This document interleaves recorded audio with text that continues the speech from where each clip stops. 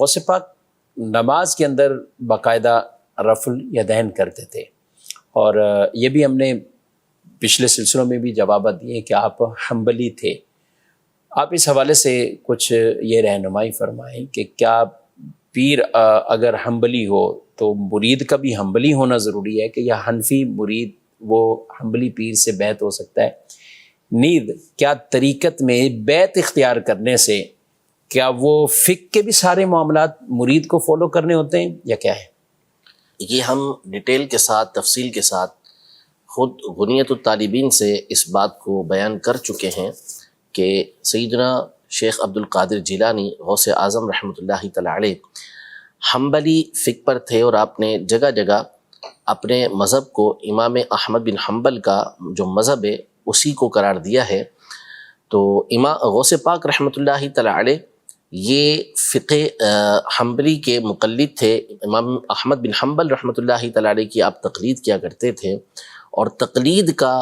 جو اصول ہے وہ یہی ہے کہ جو فقہی معاملات ہیں اس میں جو مقلد ہے وہ جس امام کے مسائل کی، اس کے بیان کردہ اصول اور ضوابط کی پیروی کرنے والا ہے، وہ اسی کے طریقہ کار کو فالو کرتا ہے، وہ دوسروں کے طریقہ کار کو فالو نہیں کرتا، کیونکہ اس کے نزدیک اس کے امام نے جو مسائل اور جو ضابطے اور قانون قرآن و حدیث کی روشنی میں بیان کیے ہیں وہ دوسروں کے مقابلے میں زیادہ مضبوط ہوتے ہیں اور صواب یعنی درستی پر ہوتے ہیں۔ تو اس وجہ سے غوث پاک رحمۃ اللہ تعالی علیہ یہ امام احمد بن حنبل رحمۃ اللہ تعالی علیہ کی چونکہ تقلید کرنے والے تھے، اس لیے آپ امام احمد بن حنبل رحمۃ اللہ تعالی علیہ کے طریقے کے مطابق رفع الیدین کیا کرتے تھے۔ اچھا، اب رفع الیدین کیا ہے؟ رفع الیدین کا مطلب ہوتا ہے ہاتھوں کو اٹھانا۔ جو نماز کی ابتدا ہے، ابتدا جب ہوتی ہے اس میں دونوں ہاتھوں کو ہر ایک اٹھاتا ہے، تکبیر تحریمہ جیسے ہم کہتے ہیں، تکبیر تحریمہ کے وقت ہاتھوں کو اٹھانا کہتے ہیں۔ یہ تو بالاجماع اور بالاتفاق ہے کہ اسی طرح ہاتھوں کو اٹھایا جاتا ہے۔ البتہ اس کے بعد کیا رکوع میں جاتے ہوئے یا رکوع سے اٹھ کر یا جب سجدے سے اٹھ جائیں گے تو پھر اس وقت رفع الیدین کیا جائے گا، دونوں ہاتھوں کو اٹھایا جائے گا، نہیں اٹھایا جائے گا؟ اس میں امام اعظم ابو حنیفہ رحمۃ اللہ تعالی علیہ اور امام مالک رحمۃ اللہ تعالی علیہ جو ائمہ اربعہ ہیں، ان میں سے ان دونوں کا مذہب یہ ہے، ان کا قول یہ ہے کہ نماز میں پہلی دفعہ میں ہاتھ اٹھائے جائیں گے، اس کے بعد ہاتھ نہیں اٹھائے جائیں گے۔ جبکہ امام شافعی رحمۃ اللہ تعالی علیہ اور امام احمد بن حنبل رحمۃ اللہ تعالی علیہ ان کا موقف یہ ہے کہ نماز میں جس طرح پہلی مرتبہ ہاتھ اٹھائے جائیں گے، اسی طرح رکوع میں جاتے ہوئے رکوع سے اٹھ کر بھی ہاتھوں کو اٹھایا جائے گا، رفع الیدین کیا جائے گا۔ اب ہم چونکہ امام اعظم رحمۃ اللہ تعالی علیہ کی فقہ کے فالوور ہیں، اور غوث پاک رحمۃ اللہ تعالی علیہ ہمارے پیر و مرشد ہیں، اور یقیناً ہمارے لیے نجات کا سبب قیامت کے دن بنیں گے، ان کے فیوز و برکات کے ہم محتاج ہیں، اور انشاءاللہ ان کے فیوز و برکات ہمیں دنیا اور آخرت کے اندر حاصل ہوں گے۔ لیکن چونکہ آپ فقہ کے اندر امام احمد بن حنبل کے فالوور ہیں تو اس لیے آپ امام احمد بن حنبل کے مطابق رکوع میں جاتے ہوئے رکوع سے اٹھتے ہوئے بھی رفع الیدین کرتے تھے، جبکہ اس کے برعکس ہم فقہ حنفی کے فالوور ہیں، اور انہوں نے امام اعظم ابو حنیفہ رحمۃ اللہ تعالی علیہ نے جو قرآن و سنت کی روشنی کے اندر دلائل کے ساتھ اس بات کو بیان کیا ہے کہ نماز میں ہاتھوں کو صرف پہلی مرتبہ میں اٹھایا جائے گا، اس کے بعد نہیں اٹھایا جائے گا، اور اس کے اوپر صحیح ستہ کی احادیث طیبہ موجود ہیں۔ سنن نبی داؤد کے اندر، جامع ترمذی کے اندر اور کئی کتابوں کے اندر یہ حدیث پاک موجود ہے۔ سیدنا عبداللہ ابن مسعود رضی اللہ تعالی عنہ اس حدیث پاک کے راوی ہیں۔ اسی طرح مصنف ابن ابی شیبہ کے اندر صحیح سند کے ساتھ حضرت سیدنا علی المرتضیٰ کرم اللہ تعالی وجہہ الکریم سے یہ حدیث پاک مروی ہے کہ، اور صحابہ کرام علی مردوان سے بھی مروی ہے کہ نبی پاک صلی اللہ تعالی علیہ وآلہ وسلم جب نماز پڑھتے تو آپ اپنے ہاتھوں کو بلند کرتے، اور پہلی مرتبہ میں بلند کرتے، اس کے بعد اپنے ہاتھوں کو بلند نہیں کیا کرتے تھے۔ جامع ترمذی میں سیدنا عبداللہ ابن مسعود رضی اللہ تعالی عنہ نے آپ کے گرد جو آپ کے طلبہ بیٹھے ہوئے تھے ان سے کہا کہ الا اصلی بکم صلاۃ رسول اللہ صلی اللہ علیہ وسلم، کہ کیا میں تمہیں رسول اللہ صلی اللہ علیہ وسلم کی جو نماز ہے وہ پڑھ کے نہ دکھاؤں؟ پھر اس کے بعد آپ نے صرف پہلی مرتبہ میں ہاتھ اٹھائے، یعنی رفع الیدین جب تکبیر تحریمہ ہوئی اسی وقت کیا، اس کے بعد آپ نے جو ہے رفع الیدین نہیں کیا، اور اس کو آپ نے فرمایا کہ میں تمہیں رسول اللہ صلی اللہ علیہ وسلم کی نماز پڑھ کے دکھا رہا ہوں. تو یوں کئی صحابہ کرام علیہم رضوان کی احادیث کی روشنی میں، بلکہ امام بدر الدین عینی رحمۃ اللہ تعالی علیہ نے عمدۃ القاری میں یہ لکھا کہ عشرہ مبشرہ سب کے سب رفع یدین نہیں کیا کرتے تھے، نہیں کیا کرتے تھے، سب کا یہ موقف تھا. تو اس لیے امام اعظم ابو حنیفہ رحمۃ اللہ تعالی علیہ کا مذہب یہ بھی احادیث طیبہ کی روشنی میں مؤید ہے، مضبوط ہے کہ رفع الیدین صرف اور صرف نماز کی ابتدا میں کیا جائے گا، اس کے بعد نہیں کیا جائے گا. اب رہا یہ مسئلہ کہ جی پھر آپ غوث اعظم رحمۃ اللہ تعالی کے مرید کیوں ہیں، ان کو ماننے والے کیوں ہیں؟ تو جناب والا مسئلہ یہ ہے کہ یہ جو فقہی اختلافات ہیں یہ تو صحابہ کرام علیہم رضوان کے درمیان بھی ہوئے، اور ہر ایک جن کی پیروی کرنے والا تھا، جن کی بات ماننے والا تھا، وہ ان کو فالو کرتا تھا. اور اس پر دلائل موجود ہیں کہ صحابہ کرام علیہم رضوان یہ اکابر صحابہ کرام علیہم رضوان سے مسئلے پوچھ کر ان کی پیروی کیا کرتے تھے، اور بعض دیگر صحابہ کرام علیہ رضوان دیگر اکابر صحابہ کرام سے مسئلے پوچھ کر ان کی پیروی کیا کرتے تھے. حج کے مسائل کے اندر حضرت زید بن ثابت رضی اللہ تعالیٰ عنہ اور حضرت عبداللہ بن عباس رضی اللہ تعالیٰ عنہ کا اختلاف بخاری مسلم کے اندر موجود ہے. تو یہ جو فقہی فروعی اختلافات ہوتے ہیں اس سے عقیدے کے اوپر کوئی فرق نہیں پڑتا، اور ایسے ہی اختلاف کو حدیث پاک کے اندر رحمت فرمایا گیا ہے کہ یہ جو اختلاف ہے یہ رحمت ہے میری امت کے لیے. تو اب مثال کے طور پر ایک مسئلے کے اندر سیدنا علی المرتضیٰ کرم اللہ تعالی وجہہ الکریم کا موقف کچھ اور ہے، ٹھیک، اور عبداللہ ابن مسعود رضی اللہ تعالی عنہ کا موقف کچھ اور ہے، کچھ اور. حضرت علی المرتضیٰ کرم اللہ تعالی وجہہ الکریم کا مقام و مرتبہ کون نہیں جانتا کہ کس قدر بلند و بالا ہے، اور نبی پاک صلی اللہ علیہ وسلم کی بارگاہ میں آپ کا کیا مقام و مرتبہ ہے. اور اسی مسئلے کے اندر عبداللہ ابن مسعود رضی اللہ تعالیٰ عنہ کچھ اور فرماتے ہیں. ایسی بہت ساری مثالیں ہر اہل علم جانتا ہے کہ کتابوں کے اندر موجود ہیں. حالانکہ عبداللہ ابن مسعود رضی اللہ تعالیٰ عنہ کے بارے میں نبی پاک صلی اللہ تعالیٰ علیہ وسلم نے یہ فرمایا کہ میری امت کے لیے جس بات میں عبداللہ ابن مسعود ہیں یہ راضی ہیں، میں بھی اس میں ان کے لیے راضی ہوں، میں بھی ان کے لیے اس میں راضی ہوں. جس چیز کو ناپسند کرے میں بھی اسے ناپسند کرتا ہوں. تو آپ زبردست جو ہے وہ فقیہ تھے. حضرت ابو موسیٰ اشعری رضی اللہ تعالیٰ عنہ سے جب سوالات کیے گئے تو آپ نے فرمایا کہ جب تک تمہارے درمیان یہ حبر موجود ہے، یہ جو بڑے عالم موجود ہیں، تو اس وقت تک مجھ سے سوالات نہ کرو.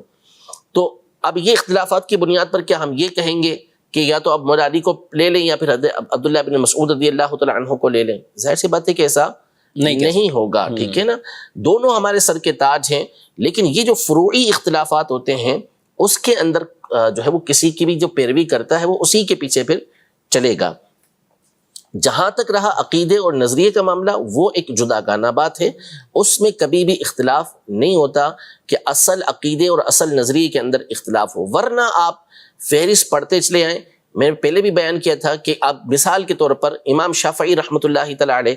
یہ رفع الیدین کرتے تھے، امام مالک نہیں کرتے تھے. حالانکہ امام شافعی امام مالک کے شاگرد ہیں.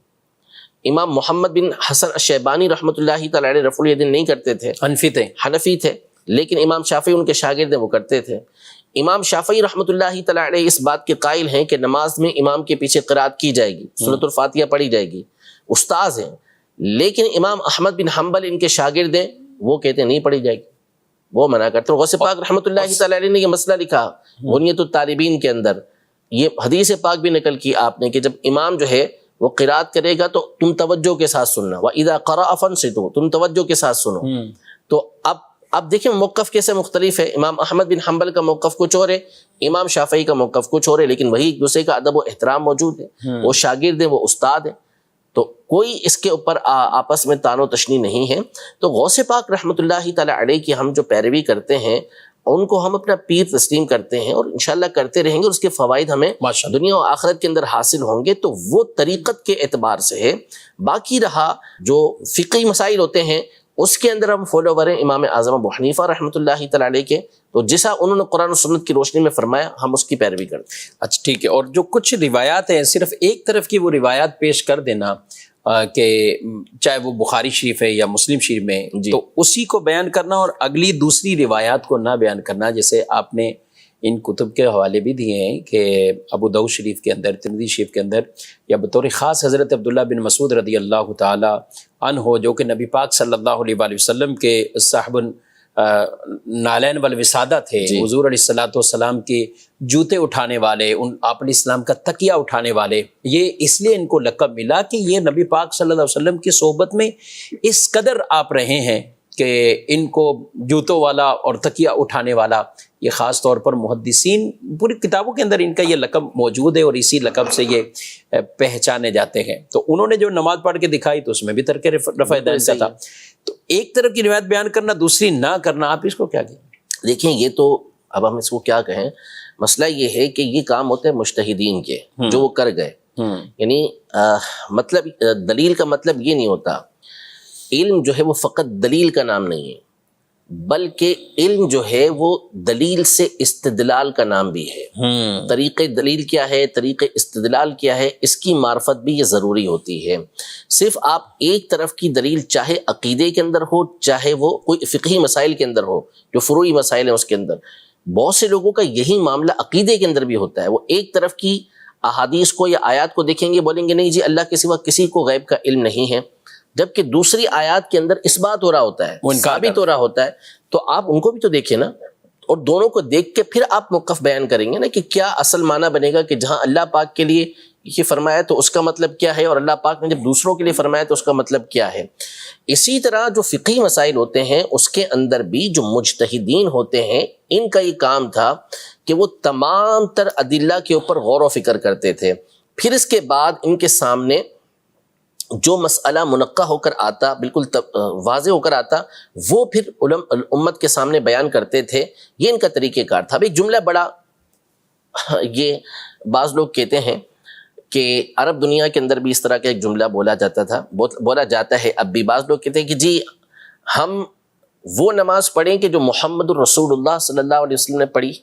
یا ہم وہ نماز پڑھیں کہ جو ابو حنیفہ رحمۃ اللہ تعالی نے پڑھی، یا ہم وہ نماز پڑھیں جو امام شافعی رحمۃ اللہ تعالی نے پڑھی۔ کون سی نماز پڑھیں گے؟ مسلمان کیا کہے گا؟ لازمی طور پہ یہ کہے گا کہ بھائی رسول اللہ صلی اللہ تعالی علیہ وآلہ وسلم نے جو نماز پڑھی وہ ہم پڑھیں گے۔ یہ تو کوئی مسلمان تصور ہی نہیں کر سکتا کہ اس کے برخلاف بات کرے گا۔ مسئلہ یہ ہے کہ رسول اللہ صلی اللہ علیہ وسلم کی نماز کا طریقہ جو آپ بیان کر رہے ہیں اس کو ہم لیں، یا جو امام اعظم ابو حنیفہ اور امام شافعی رحمۃ اللہ تعالی علیہ بیان کر رہے ہیں کہ یہ رسول اللہ صلی اللہ علیہ وسلم کی نماز کا طریقہ ہے، وہ ہم لیں۔ وہ احادیث طیبہ کی روشنی میں بیان کر رہے ہیں، ان کے پیش نظر بھی وہی احادیث ہیں جو آپ بیان کر رہے ہیں۔ تو مسئلہ یہ ہے کہ آپ نے رسول اللہ صلی اللہ علیہ وسلم کی حدیث کو بہتر سمجھا، یا امام اعظم ابو حنیفہ اور امام شافعی رحمۃ اللہ تعالی نے بہتر سمجھا۔ تو ظاہر ہے کہ ہر ایک یہ کہے گا کہ آپ کو تو عربی پڑھنا تک نہیں آتی، اور امام شافعی اور امام اعظم ابو حنیفہ رحمۃ اللہ تعالی علیہ نے تو برسوں قرآن و سنت کی معرفت کے لیے عربی کا علم باقاعدہ حاصل کیا۔ تو ان کی جو معرفت، صرف میں زبان کے حوالے سے بات کروں تو آپ تو زبان بھی صحیح طریقے سے نہیں جانتے، اور وہ اہل زبان سے بڑھ کر زبان کو جانتے تھے۔ پھر اس کے بعد قرآن و سنت کے جو علوم ہیں جو ان کے پاس تھے، ان کا تصور بھی آپ کے پاس نہیں ہو سکتا۔ آپ کی تو ہر بات کے اندر 10 باتیں نکل آتی ہیں، تو جب آپ کو اتنی بات معلوم نہیں ہوتی تو پھر آپ امام اعظم ابو حنیفہ اور امام شافعی رحمۃ اللہ تعالی علیہ ان کے مقابل کیسے کہہ سکتے ہیں کہ ہم ان سے بہتر دین کو جاننے والے ہیں؟ تو اصل مسئلہ یہ نہیں ہے کہ رسول اللہ صلی اللہ علیہ وسلم کی نماز کے مقابلے میں آپ امام اعظم یا امام شافعی رحمۃ اللہ تعالی علیہما کی نماز کو پیش کریں گے، نہیں، بلکہ آپ اس بات کو دیکھیں کہ آپ نے رسول کریم صلی اللہ تعالی علیہ وسلم کی نماز کو صحیح سمجھا یا ان حضرات نے صحیح سمجھا، تو پھر یہ مقابلہ صحیح بنے گا۔ پھر اس کے بعد بات بیٹھے گی کہ ہم کس کی دلیل کو فالو کریں، کس کی بتائی ہوئی بات کو فالو کریں۔ احادیث ہمارے سامنے بھی ہیں، جس طرح آپ کے سامنے موجود ہیں، احادیث امام اعظم کے سامنے بھی موجود تھی، امام شافعی رحمۃ اللہ تعالی کے سامنے بھی موجود تھی، اور یقیناً وہ ہم سے بہتر انداز میں دین کو سمجھنے والے تھے۔